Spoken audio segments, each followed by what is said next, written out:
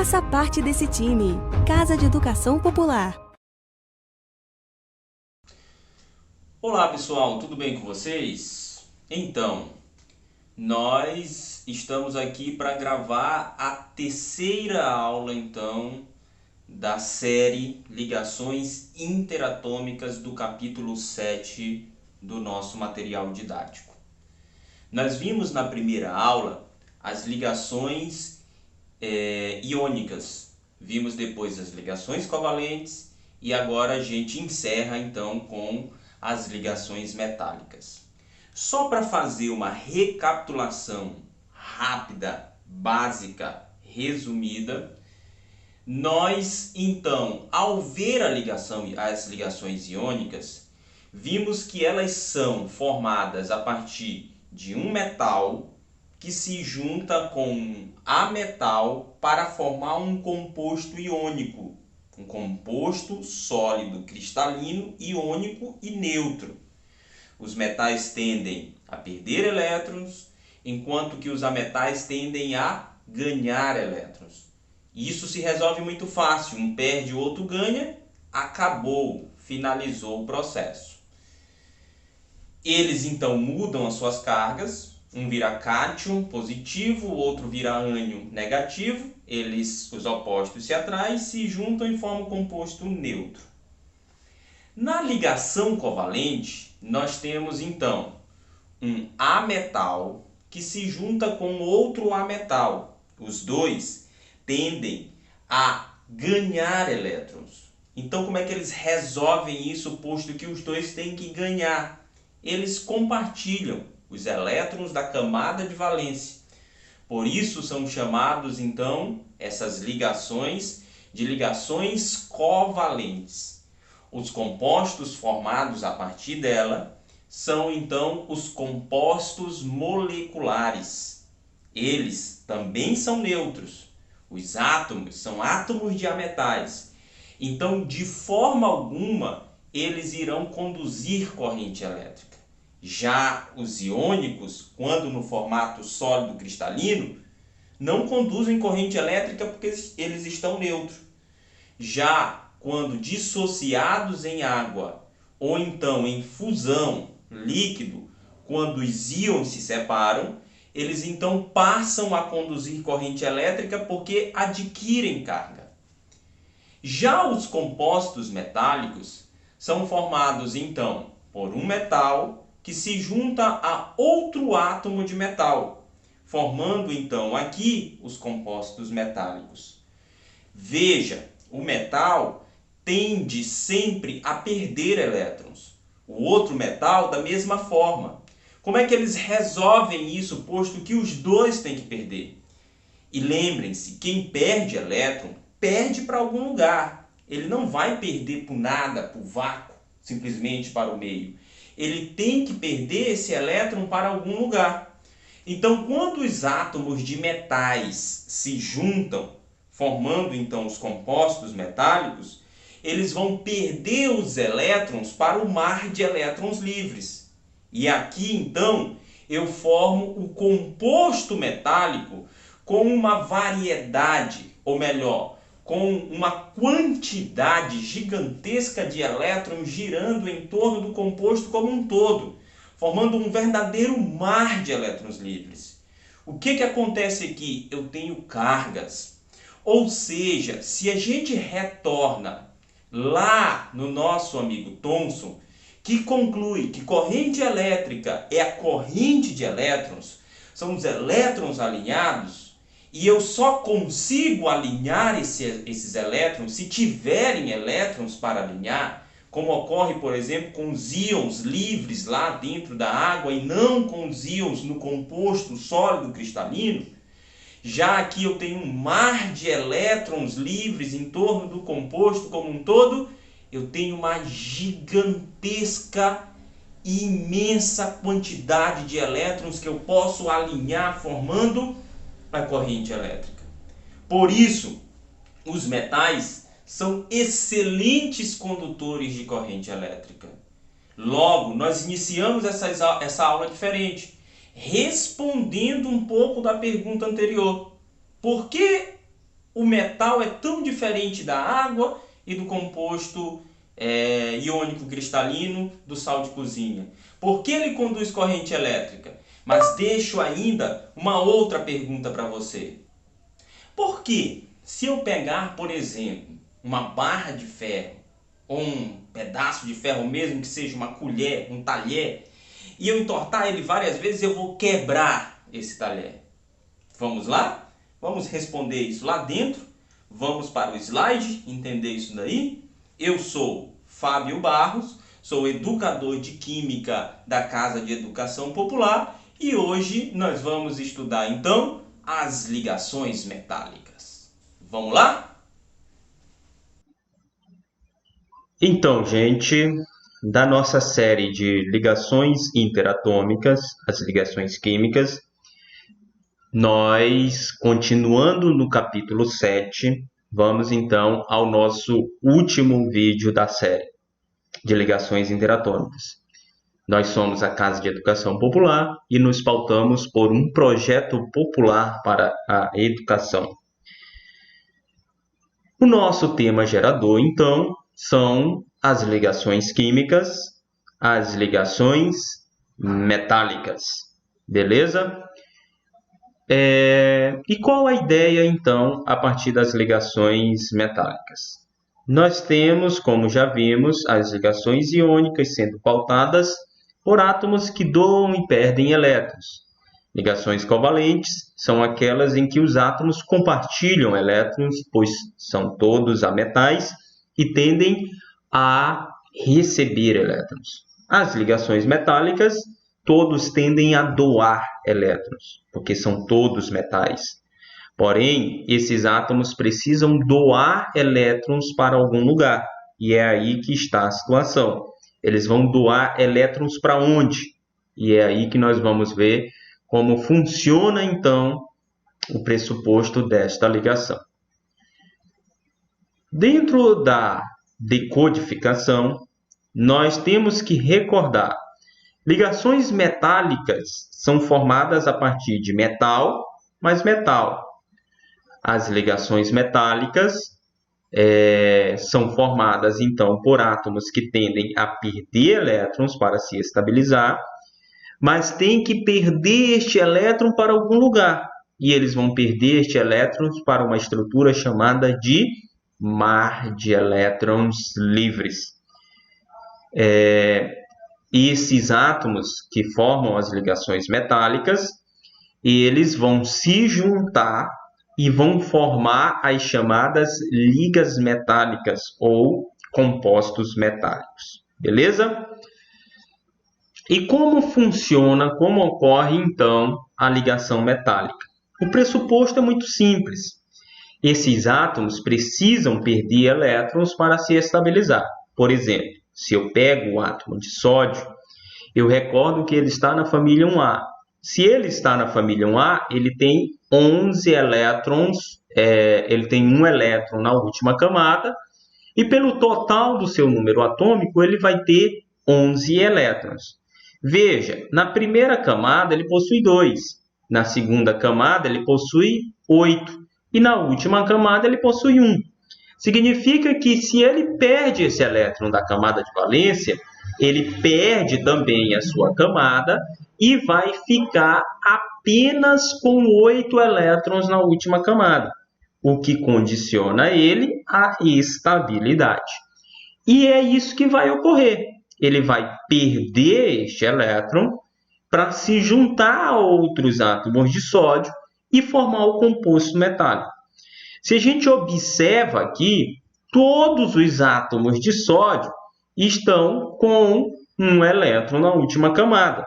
Eles não poderiam se juntar aqui. Mas para que eles se juntem e formem o composto, eles perdem esse elétron, e aí, ao perder este elétron, eles perdem também a camada. Só que como é que eles vão perder este elétron? Eles perdem este elétron para onde? Eles não podem perder esse elétron simplesmente para o nada. Esse elétron precisa estar em algum lugar. E é aí que está. Nesse momento, o elétron vai ficar em torno do composto como um todo. vai ficar circundando o composto como um todo, de um lado para o outro, neste composto da junção de vários átomos de sódio, formando o que nós chamamos de mar de elétrons livres. Perfeito? Se vocês recordam qual é o pressuposto, por exemplo, da corrente elétrica, eu vou verificar que corrente elétrica é a corrente de elétrons, como disse o nosso velho amigo Thomson, fazendo seu experimento lá do pudim de passas, para levar à conclusão do átomo do pudim de passas. Recordam disso? Então, Thomson vai dizer que os elétrons, eles, uma vez sendo alinhados, eles formam a corrente elétrica, a corrente de elétrons. Eu consigo alinhar os elétrons em um composto iônico? Não, porque eles estão presos ao composto. O composto iônico é neutro, não possui carga. Uma vez que eu separo os íons do composto iônico dentro de uma solução aquosa ou que eu faço o processo de fusão, ou seja, que eu derreta, que eu transformo em líquido um composto iônico, eles também se separam, esses íons, e eu tenho agora cargas que eu consigo alinhar. O composto covalente também é neutro. E mesmo dissociado em água, ele continua sendo neutro, porque ele não é formado de íons. Eu não consigo separar o composto covalente obtendo cargas. Por isso, eu não tenho cargas que eu posso alinhar. Logo, o composto iônico não conduz corrente elétrica. O composto iônico dissociado em água ou fundido conduz corrente elétrica porque eu tenho carga. O composto covalente não conduz corrente elétrica porque eu não tenho carga de jeito nenhum, nem dissociado, nem fundido e nem como um composto sólido ou com esses átomos juntos formando a ligação covalente. Já o composto metálico, ele possui um mar de elétrons livres, ou seja, ele possui uma quantidade gigantesca de elétrons no seu composto metálico. Logo, os metais serão excelentes condutores de corrente elétrica, porque aqui eu tenho um mar de elétrons livres que eu posso alinhar e formar a corrente elétrica neste composto metálico. Logo, os metais serão excelentes condutores de corrente elétrica e de calor. Perfeito, galera? Entendido isso? Então, entendendo o composto metálico como um todo, eu vou ter ali os elétrons livres dentro da sua estrutura e isso irá dar condição para que esses átomos de sódio se juntem, formem o composto que é o sódio como um todo, né? O composto sódio, numa composição chamada então de composto metálico. Tranquilo? As ligas metálicas, elas podem ser de vários tipos.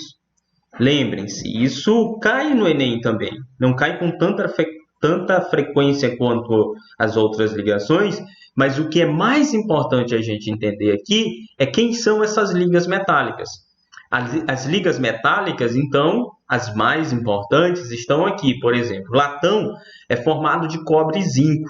Para que eu preciso do latão? Ele vai ter resistência à corrosão. É utilizado, por exemplo, em navios, tubos. É utilizado para formar essas estruturas. O bronze é formado de cobre e estânio. Veja, o bronze não é um metal que vai estar presente lá na tabela periódica. Quem está presente lá como elemento químico é o cobre e o estânio. Ele é formado a partir da junção de cobre e estânio, formando o bronze. O aço é formado de ferro e carbono, nós já falamos aqui. Tanto quanto o bronze, o ácido e o latão, eles são formados para dar resistência à corrosão. Só que o bronze é utilizado em sinos, moedas, é utilizado nas medalhas olímpicas, e o aço é utilizado para fazer navios, utensílios domésticos, bem como facas e assim sucessivamente. Lembra? O aço, por ser formado de ferro e carbono, ele perde a maleabilidade dos metais, ou seja, ele não consegue, ele perde a sua capacidade de Eu não consigo mais pegar esse cara e dobrar. Se eu for dobrar o aço, eu quebro. Já o aço inoxidável, ele é formado de aço e cromo. E ele é resistente à corrosão e ele não vai enferrujar com facilidade. Por isso é utilizado na formação de utensílios domésticos, como talheres e assim sucessivamente. O aço inoxidável, ele tem esse nome porque ele não oxida. Lembra? Quando eu oxido, eu enferrujo. Eu estou enferrujando aquele metal. O aço níquel é utilizado, por exemplo, em confecção de caminhões, de materiais de blindagem, tem resistência mecânica e é formado a partir do aço e do níquel. O aço tungstênio tem alta dureza e é utilizado na ponta das canetas. Aquela bolinha que está lá na ponta da caneta é tungstênio. A amálgama é formado de mercúrio, prata e estânio, resistência à oxidação. Ela vai estar presente na restauração de dentes, lá no processo da obturação. O ouro, 18 quilates, é formado de ouro e cobre. É importante lembrar que o ouro 24 quilates ele é mais barato do que o ouro 18 quilates, porque esse quilate ele não reflete a quantidade de ouro, ele reflete a quantidade de cobre na mistura da liga metálica. Eu tenho aqui o ouro 18 quilates, é formado então por 18 quilates de cobre. O ouro 24 quilates é 24 quilates de cobre. Então, naquele que eu tenho mais ouro é o mais valioso, que é o ouro 18 quilates. Ele tem alta durabilidade e maleabilidade e ele é utilizado, por exemplo, na confecção de joias. Ainda faltou, a prata de lei, que é formada de prata e cobre, né, utensílios domésticos, e a eletroliga de magnésio, que tem resistência mecânica e térmica e é utilizado nas peças mais leves, na confecção de automobilística ou aeronaves. Tranquilo, galera? Na prática, nós temos então aqui uma questão de 2001 e vai levantar aspectos sobre conhecimentos gerais que nós já vimos em aulas anteriores, inclusive, para fechar essa nossa série de aulas sobre ligações químicas. Para explicar a associação de átomos, moléculas e etc., em vez de pontas e ganchos, como propunham os gregos, fala-se hoje em interação de natureza elétrica. Considerando a figura a seguir, nós vamos então relembrar. Veja, aqui inclusive a questão traz elementos da Grécia Antiga, em que os gregos associavam os átomos lá à unidade indivisível da matéria e eles se juntavam como se fossem em ganchos, em pontas, formando a matéria como um todo. Se eu separo essas pontas, eu vou cortando a matéria, por isso que não era possível dividir o átomo. Eu estava apenas separando os átomos quando se cortava uma maçã. Vocês recordam disso, né? Mas aqui nós já sabemos, a partir de observações da química moderna, que os átomos se juntam segundo a sua natureza elétrica. Ou seja, cargas opostas se atraem e acabou a história. Então, eu tenho aqui no primeiro exemplo uma ligação iônica, onde eu tenho cargas diferentes juntas formando um composto iônico, um sólido cristalino. Eu tenho na questão 2 uma ligação covalente entre elementos químicos iguais, formando uma substância simples. Eu tenho no terceiro posto uma ligação covalente, também formando moléculas, só que agora uma substância composta, formada por hidrogênio e bromo.